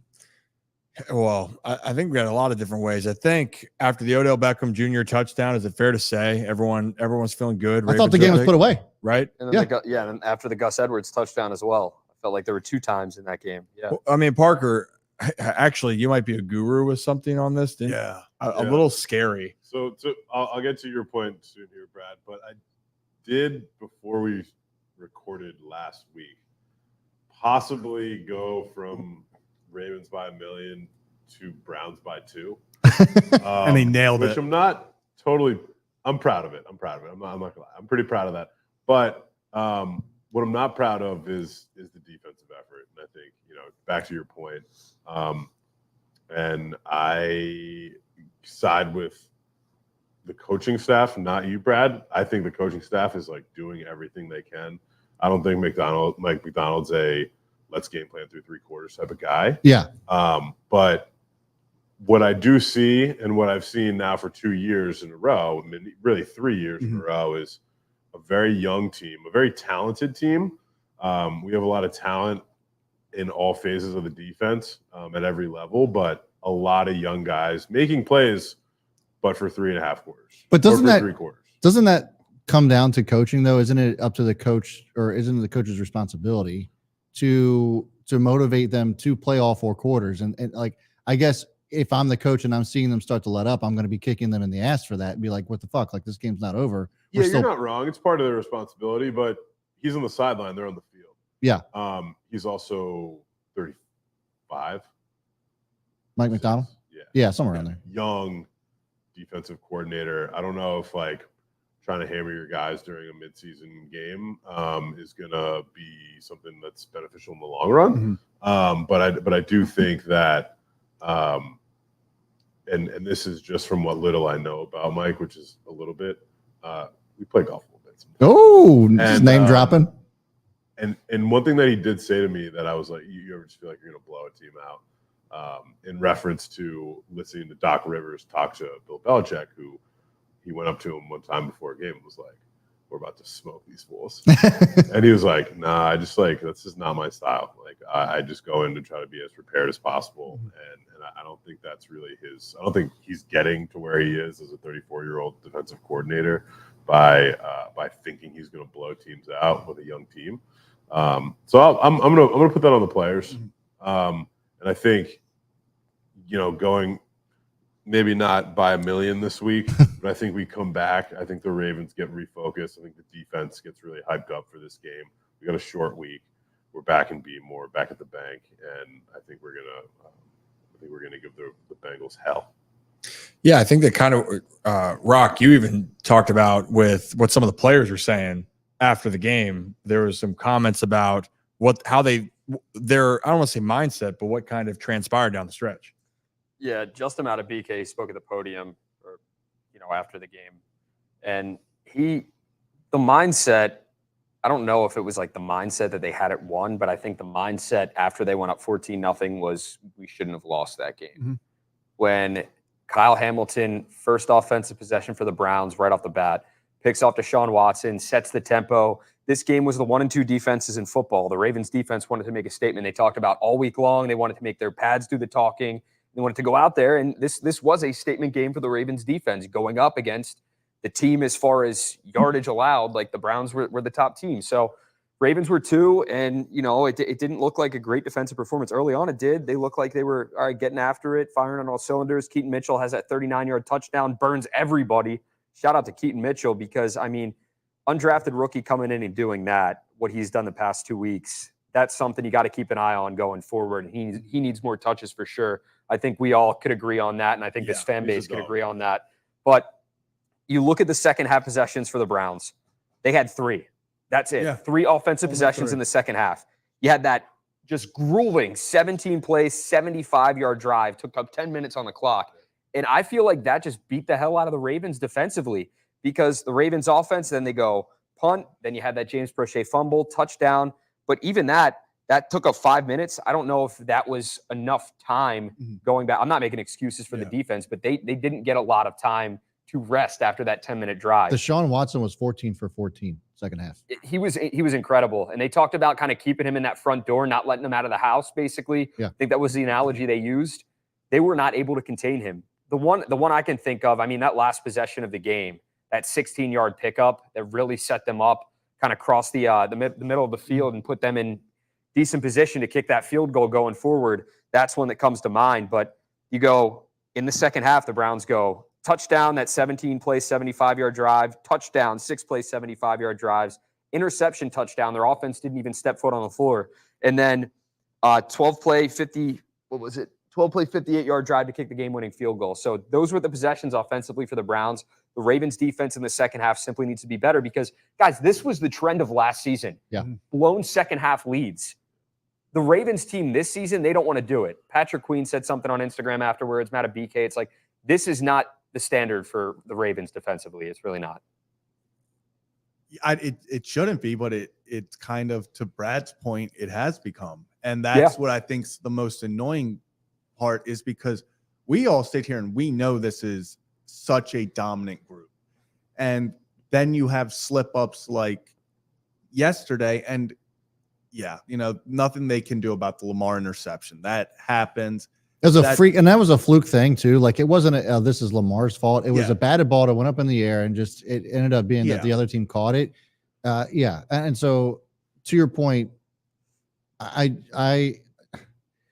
it's not even just like this happened. It would be one thing if the game started out to where the Browns just owned it, and it was like maybe some back and forth, both mistakes made on both sides of the ball, and then it was kind of like, oh well, this is just a hard fought loss, But it was just kind of one of those things where it's like, again, we thought we had it in the bag, and then we just can't be confident with a lead going into the fourth quarter, and that's the shame of it all. The biggest thing that makes me not blame Mike McDonald for yesterday is, one, the fact that it felt like at least every other play when Deshaun was passing it, there was 1 or 2 guys who got their hands on him, and he was making stuff happen. And give him credit, he was making something out of nothing in a lot of places. So I don't want to put it on Mike McDonald. Yes, there's things you can do, ways that you can attempt to adjust, but the Ravens were getting home and just not finishing the play, and that was the big thing. Then you have Oweh gets there, gets the sack. If that ball bounces another way and the Ravens fall in it, we're not having this conversation. Well, the next play then, Deshaun Watson made an unbelievable throw to Amari Cooper, and if you watch that, Amari's not even turned. Deshaun puts it right on him. And that they're paying Deshaun Watson, even though I wouldn't have given that type of contract. You're paying him to come up in moments like that. And this is probably not going to be a happy thing I'm about to say here. Deshaun Watson outplayed Lamar Jackson yesterday. He did. After that start, they got off to the worst start possible. He's like 1 for 9, 2, whatever it was. Deshaun Watson down the stretch. Now, was there more time of possession for the Cleveland Browns? Were they on the field longer? Absolutely, all of that. But the Ravens offense, whether they got out of rhythm because they weren't on the field or whatever it may be, Deshaun Watson was the guy that made the plays down the stretch. And so for the defense, though, to go back to the question, those are moments when you're up and you have a 2-score lead in the fourth quarter. That's not on a Lamar Jackson problem. That's on a Baltimore Ravens. I think Dan Orlovsky, we're going to talk about this in a little bit with some video, but if a team that gets up and to put the game away No better team to do that than the Baltimore Ravens with how they run the football. And they just clearly did not run the football very efficiently down the stretch. And then the defense could not make a stop at the right time. So, and quite frankly, the Cleveland Browns defense was a massive reason why they also stayed in the game, which puts more pressure on the Ravens defense because they got the Ravens offense off the field pretty quickly in the second half. How many? You said 3 possessions in the second half? That's a lot of time for that Ravens defense to constantly be on. And think about, too, the Ravens got gifted some opportunities. Yeah. Prochet fumbled the football. Yeah. They took advantage. I mean, that should have been game. Like we talked about the Gus Edwards. The biggest, just the way the game went is Prochet fumbles. And then it wasn't like the Ravens went in and boom, smashed it in, touchdown. It was 3 plays, don't convert on 3rd down. Browns got a penalty. Okay, it's 1st down. Yeah. In. 2 plays, can't get anything. Lamar throws a pick because there's a holding in the end zone. Okay, 1 yard line, get it to the 1 again, touchdown. And it was just like, even when the Browns were gifting the Ravens opportunities, the Ravens were like, don't really, like, we'll kick a field goal. And throughout the game, it wasn't even there. There was the punt that the Browns then had too many men on the field. Then the Ravens end up going for it, getting it, and continuing the drive. And there were just so many moments where the Ravens were handed something by the Cleveland Browns. And for them to lose that game, I think is what makes it sting. Because going into the game, I thought there was a good chance we lost. I thought with how good the Browns were playing defensively, it's an AFC North division game. It's going to be close. So if it was 2 just teams going, heavyweight boxers throwing punches, it would have been whatever. But it was the way we lost. It was we were in complete and total control for the entire game. The Ravens trailed officially for 0 minutes and 0.00 seconds in the game. What's that? It's exactly right, Brad. I think you have the stat on graphic of right here. It's up right now. Yeah. So, this is an incredible statistic from the NFL. The first 10 games of the season, the last 40 seasons. So essentially, since the merger, the Ravens are in there, and all of those teams, as you can see, their records were 10-0, and the Ravens here are 7-3. So it's just kind of like, and you look back at those 3 losses, and they very easily could have been wins had they figured out how to close out the game. And so that's just been the problem leading up to right now in week 10. And honestly, we go up to, we come up on Thursday night, and it's going to be a hell of a game, especially since the Bengals lost in a similar dramatic fashion, another walk-off kick, if you will, to lose to the Houston Texans. Now, the other guy on the other side of the ball there is C.J. Stroud as a potential MVP candidate, but nevertheless, Joe Burrow lost his game. So I think that you have an angry Bengals team, you have an angry Ravens team. They're both a little banged up. It's going to be who's. I think it could come down to who can close the game out. And right now, I don't have a whole lot of confidence. If we don't blow out the Bengals on Thursday, I'm going to be worried all the way up until the clock reads 0. Yeah, I think that we're just saying right now the Ravens are as a fan, it just felt yesterday as dominant the first half was, and you look up and go, man, it's 17-9, right at the half. That's 24-9. And then it was 20, but even at the half, though, it felt like this game wasn't competitive. Yeah.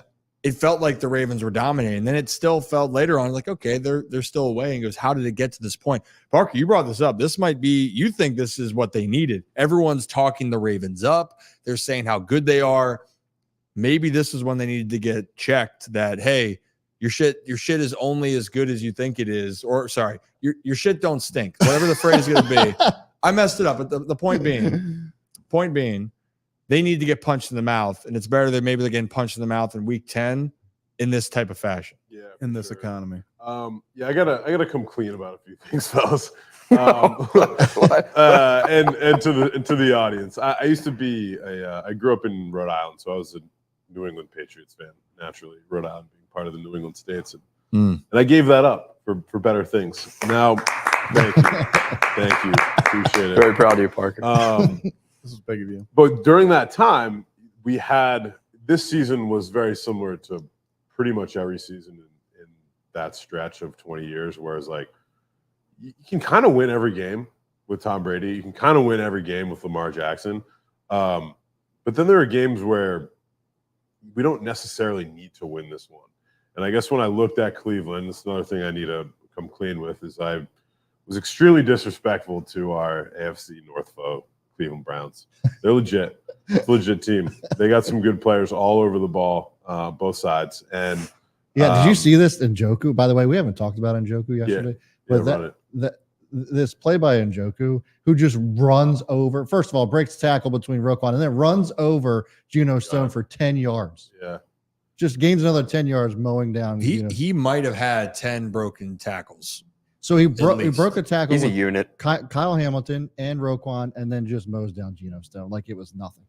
Yeah, that's Looked like Geno was trying to strip the ball, though. I don't know if he's trying to go low, but regardless, Njoku's Either going way. to run you over. I think that's all he had in him. Yeah, that's all he could just hold on for I was dear gonna life. say, he And, just you knew know, he couldn't take it yeah, down just right wait there. until here's Brad. You brought up the stat about the Ravens trailing the time that happened. I wanted to bring up one more. Jake Schroeder, who covers the Browns for ESPN, the Browns trailed for 59 minutes and 20 seconds on Sunday. No NFL team this millennium has won while trailing for that long in a game, per ESPN stats and info. The Browns literally trailed like for the whole game. Basically, they're factoring in, okay, it was scoreless, and then Kyle Hamilton had that pick six.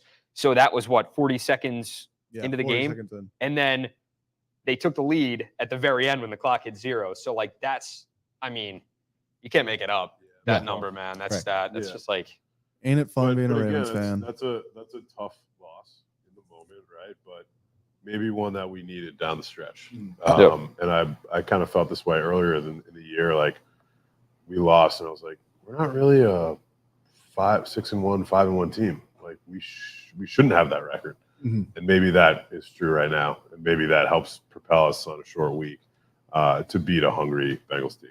And this is why I think that you said the respect part. I mean, we talked about how good the AFC North is. The AFC North is damn good. Like, they are. And the Cleveland Browns are one of the best teams in the NFL. Like, people don't want to look at it that way.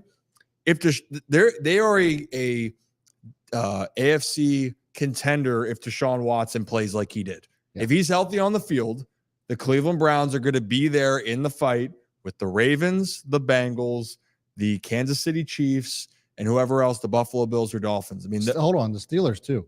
The Steelers too, but they keep figuring out. They find out ways to win, which is just nuts because the weirdest shit just happens in Pittsburgh all the time. And maybe that's just a phenomenon. Maybe that's coaching. Maybe it's a combination of the both. They do. But Cleveland's a team, just because how they're built, that's a team that can be scary.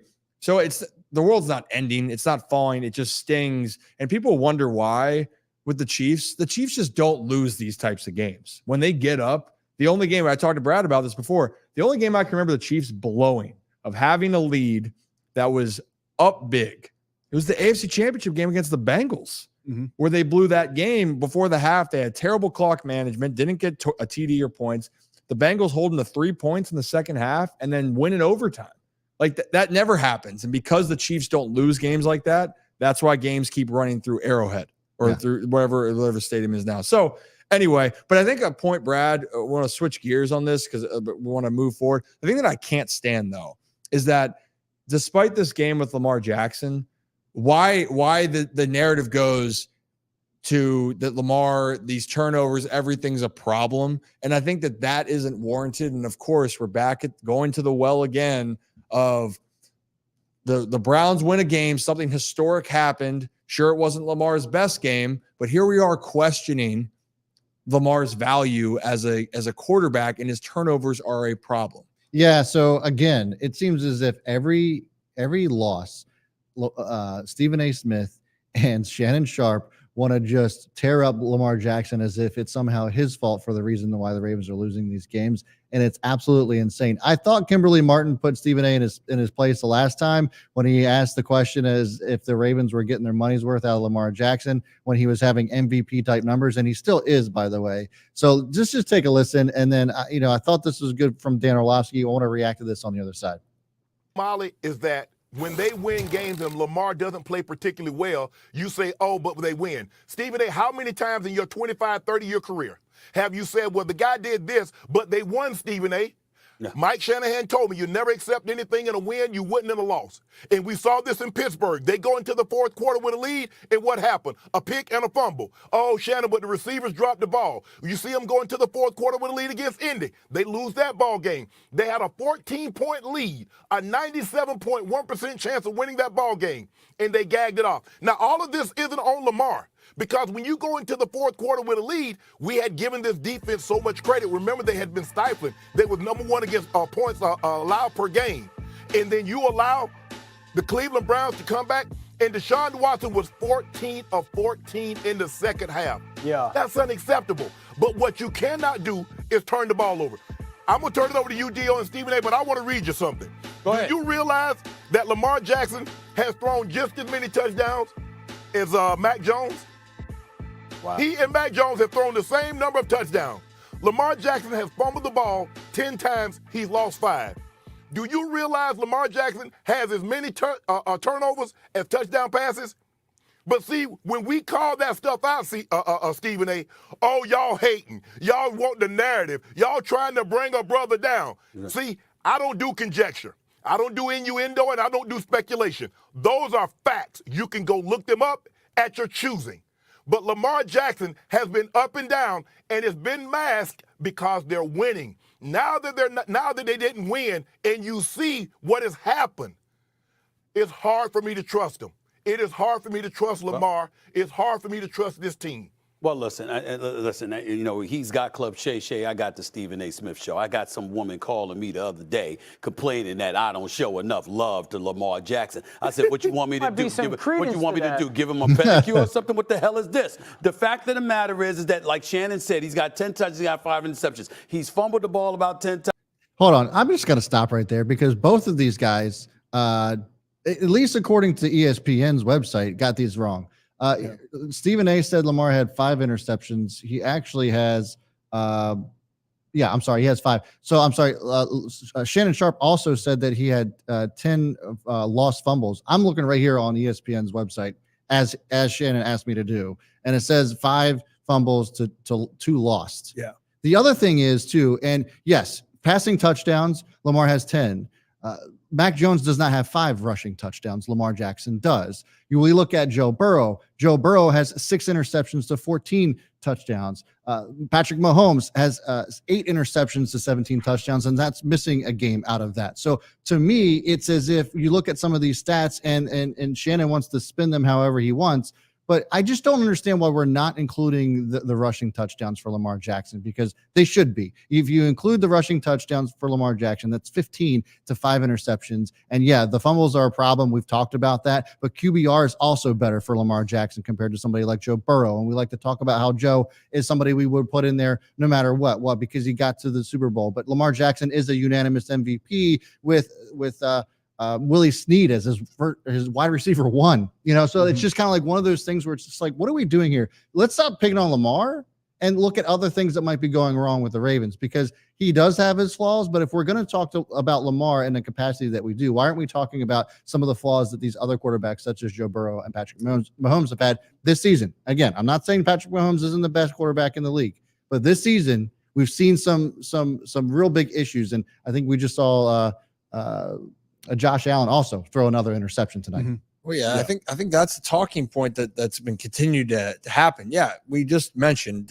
who played better on Sunday between the 2 quarterbacks. Deshaun Watson played better than Lamar Jackson. That's one game, right? That's one game. Lamar Jackson, overall, when he's been on the field, most times this season has been the best player.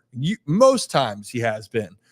And the goal of your offense is what, guys? Score points, however that may look. The Ravens' rushing offense is so potent when it's running. So when they were scoring in Arizona, granted, maybe weren't throwing as well.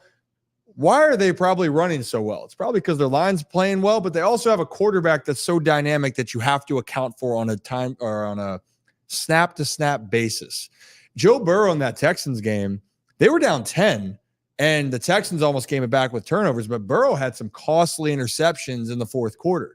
And I think Dan Orlovsky even talked about it, is the narrative of, hey, if you're going to, like, he goes, I'm not concerned about Joe Burrow's interceptions in the fourth quarter, just like I'm not concerned with Lamar Jackson's, because they're elevating their team.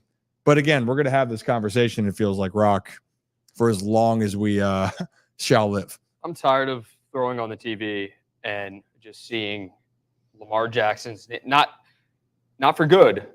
It's great because he's talked about all the time, but he's the most criticized player, I'd say, in the league, or at least top 5. Like he's up there as far as the most criticized players under a microscope. Every single week he goes out there and play. Every single Sunday, Thursday, Saturday, Monday, you name it. Lamar Jackson is going to get talked about for the good and for the bad. And it's because he's so polarizing and what he's able to do out there on the football field. And it's a blessing and a curse for Lamar Jackson. But I am tired of seeing, like, Ravens lose, Lamar Jackson's fault, because that is the narrative half of the national media talks about now. It's like, okay, Ravens lose, we're going to point our fingers at Lamar Jackson. What did he do wrong in this game? How can we hold him to a higher standard? He's under the microscope. It's like, yeah, Lamar didn't have his best game. 13 to 23, it's not that efficient as far as his completion percentage was the highest in the NFL going into this game. I haven't looked to see if it still is, but it was entering the game against the Browns. He didn't have a great game. 1 touchdown, 2 interceptions isn't Lamar Jackson football. Yeah, he's turned the ball over this season. I'm not making excuses for the guy, but when he's on, he's on.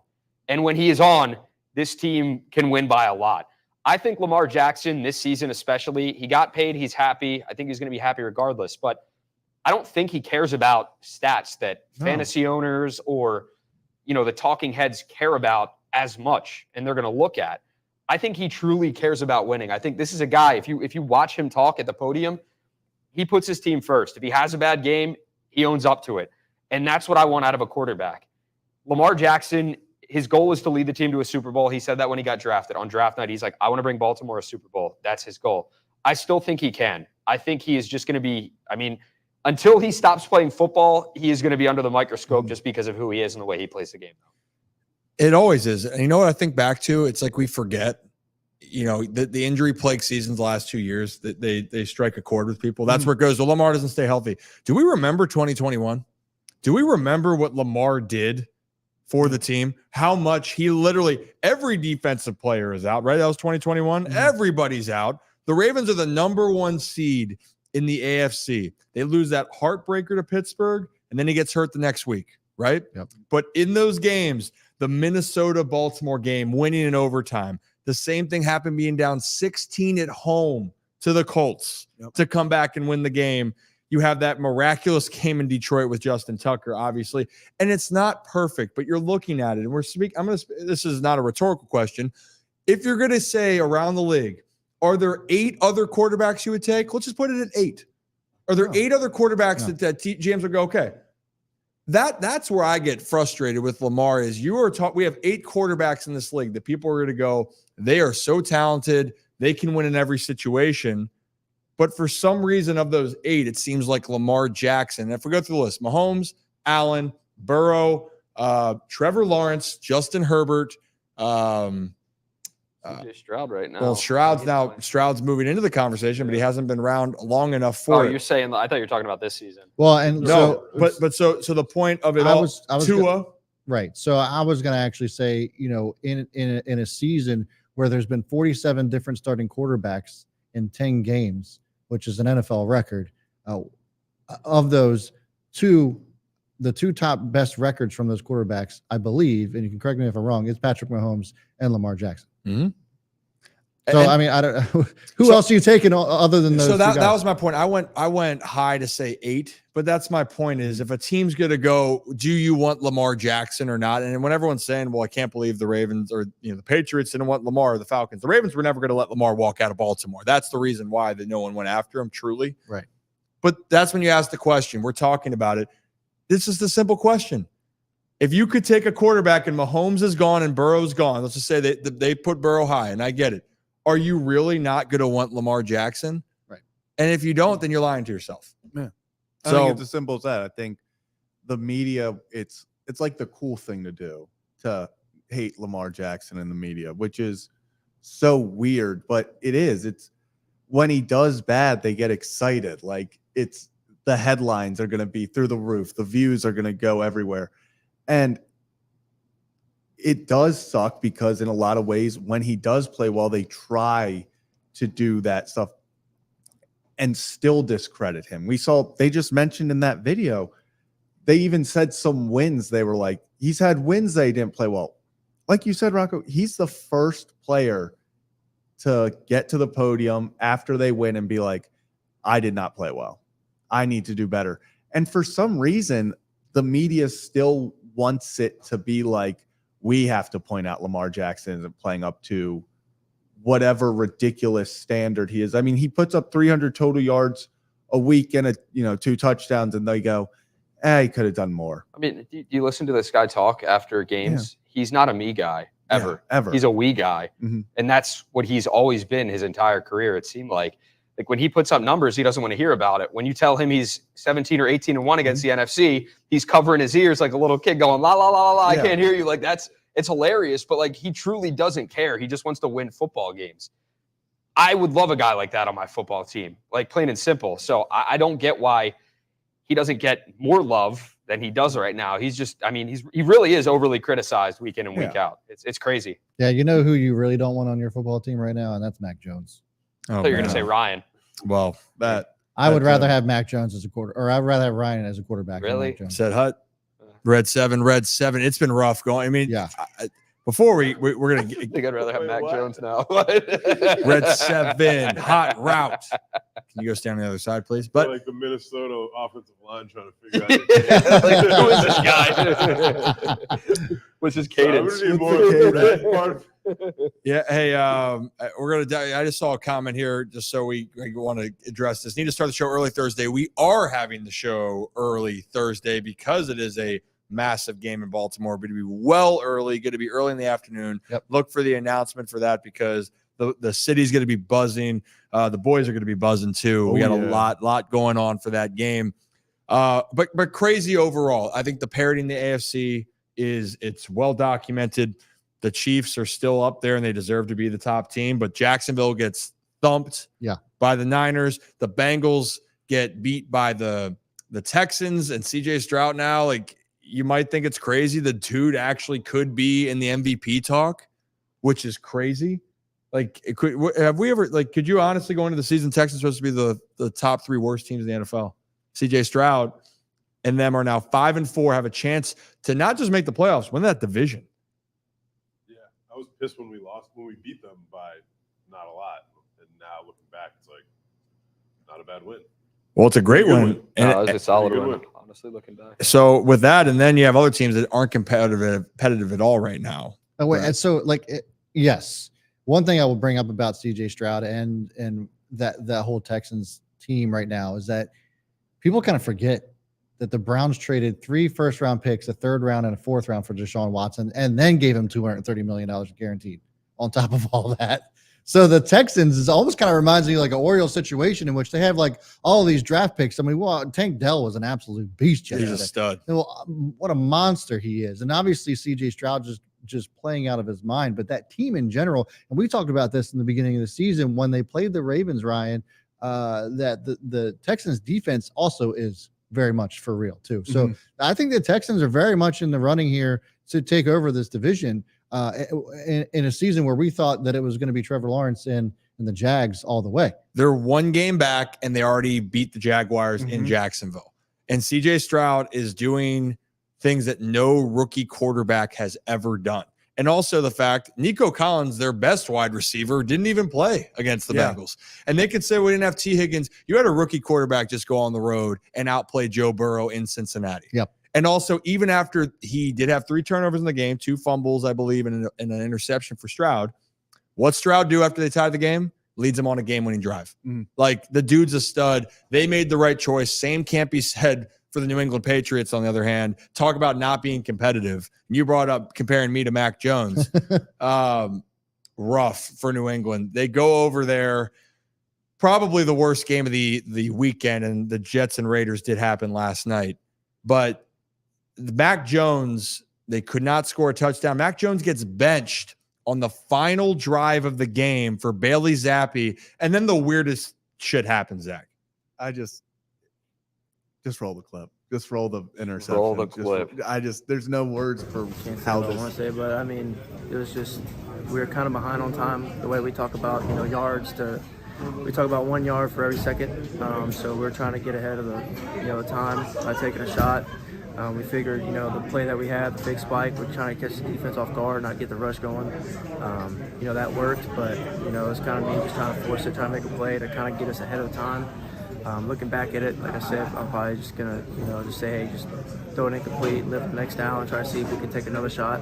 But I'm sure we'll look at it tomorrow or Tuesday, and we'll learn from it. I mean,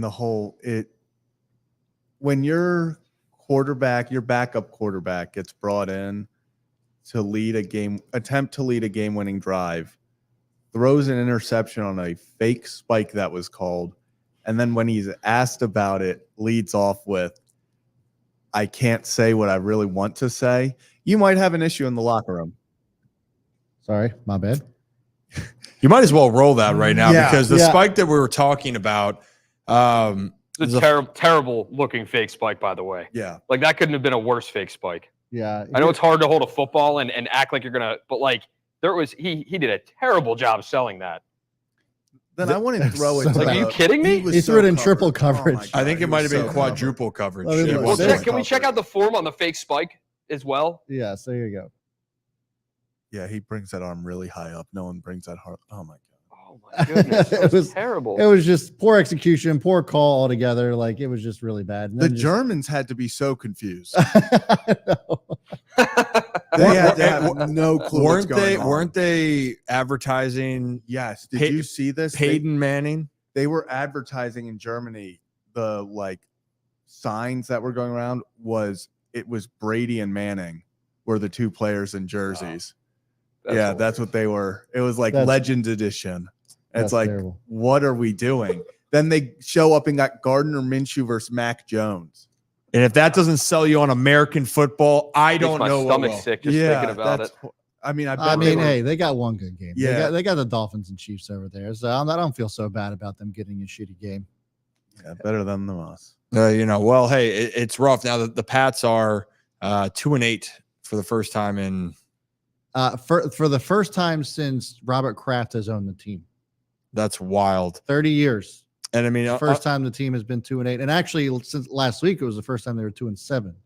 So you have to ask yourself, this is the first time that there's been conversations about Bill Belichick being on the hot seat, but you almost got to wonder if it's been a good run, right? And I wonder if this is the conversation that they have with Bill Belichick.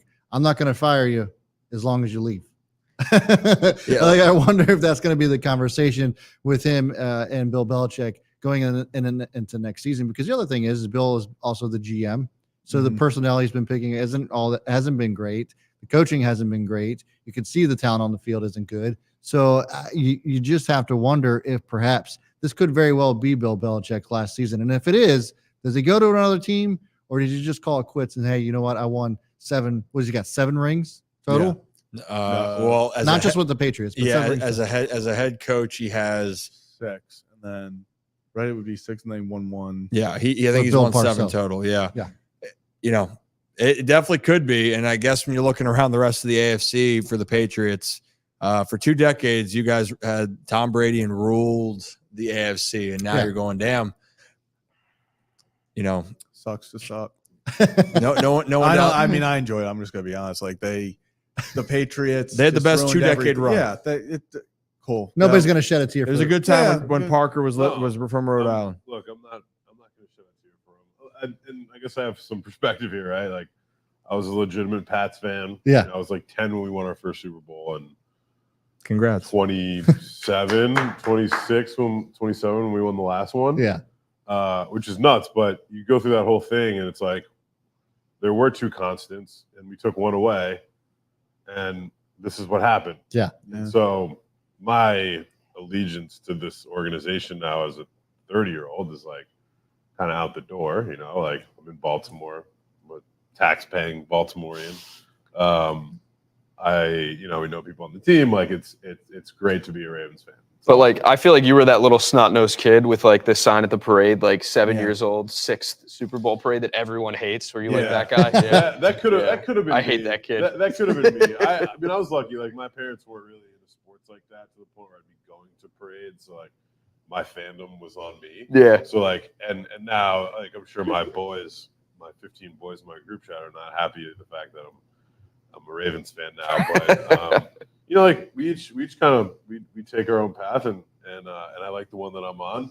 I'm sure that Talking We about like it football too. teams. Talk your shit. I'm sure they're kicking themselves in the in the pants right now, being Pats fans. But I would imagine if I were to go back a few years and put myself in their shoes, but now like I would probably want there to be some change, some major change. I mean, you didn't want to re-sign Tom Brady.